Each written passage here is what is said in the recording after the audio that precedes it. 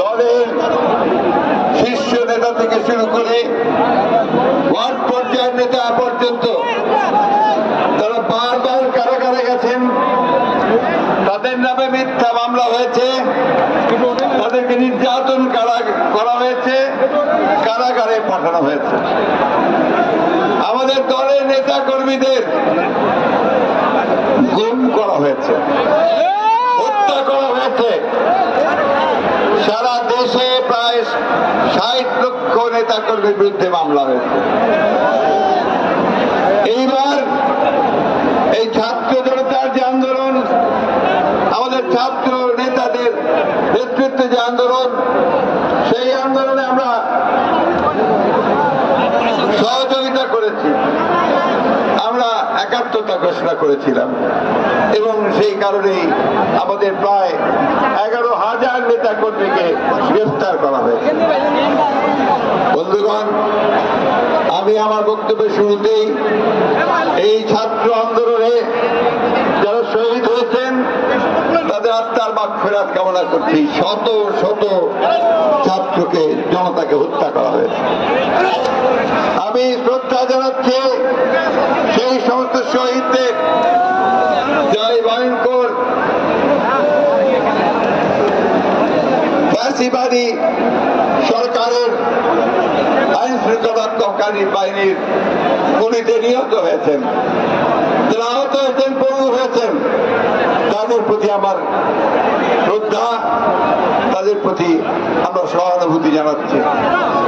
আমি সেলুট করি ছাত্রদের, তারা অতি অল্প সময়ের মধ্যে ছাত্র জনতাকে ঐক্যবদ্ধ করে আজকে এই দেশের মানুষ যে সংগ্রাম লড়াই করছিল দীর্ঘদিন ধরে, সেই ভয়াবহ গণতন্ত্র বিনাশী, অর্থনীতি বিনাশী, গণতন্ত্র বিরোধী শক্তি আওয়ামী লীগের অবৈধ সরকারের বিরুদ্ধে, সেই সরকারকে জনগণের, ছাত্র জনতার উচ্চারণের মধ্য দিয়ে পদত্যাগ করে পালিয়ে যেতে হয়েছে। বন্ধুগণ, এই বিজয় আপনাদের সকলের, এই বিজয় ছাত্রদের, এই বিজয় আপনাদের।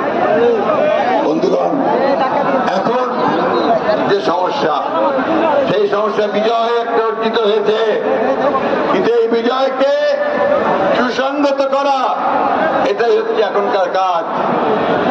আমি বাংলাদেশ জাতীয়তাবাদী দল সর্বস্তরের নেতা কর্মীদেরকে বারবার আমরা আহ্বান জানিয়েছি যে আপনারা সবাই শান্ত থাকবেন। চক্রান্তকারীরা নতুন করে চক্রান্ত শুরু করতে পারে, তারা এই বিজয়কে ছিনিয়ে নিতে পারে চক্রান্তের মধ্য দিয়ে। সেই সুযোগ যেন তাদেরকে আমরা না দিই। যারা আজকে বিভিন্ন এলাকায়, বিভিন্ন শহরে, বন্দরে যারা ভাঙচুর করছে, লুটপাট করছে, তারা কেউ আমাদের দলের লোক নয়, তারা কেউ এই সংগ্রামের ছাত্র দলের কেউ না, ছাত্রদের কেউ না। তারা দুর্বৃত্ত, দুষ্কৃতিকারী এবং তাদেরই লোক যারা এই দেশে গণতন্ত্রকে ধ্বংস করতে চায়। বন্ধুগণ, সজাগ থাকবেন, সাবধান থাকবেন। বারবার আমাদের বিজয়কে ছিনিয়ে নেওয়ার চেষ্টা হয়েছে, সেই বিজয় যেন কেউ ছিনিয়ে নিতে না পারে। বন্ধুগণ, আমরা ছাত্র ভাইদের সঙ্গে সম্পূর্ণ একমত। আমরা বাংলাদেশে একটা নতুন বাংলাদেশ নির্মাণ করতে চাই, আমরা গণতন্ত্রের বাংলাদেশ নির্মাণ করতে চাই, আমরা ন্যায় বিচারের, মানবাধিকার, সাম্য এবং কল্যাণমূলক রাষ্ট্র আমরা নির্মাণ করতে চাই। আমরা এই ব্যাপারে ছাত্রদের সঙ্গে সম্পূর্ণ একমত। তাদের সমস্ত এই যে বক্তব্য, সেই বক্তব্যে আমরা সমর্থন করছি। বন্ধুগণ,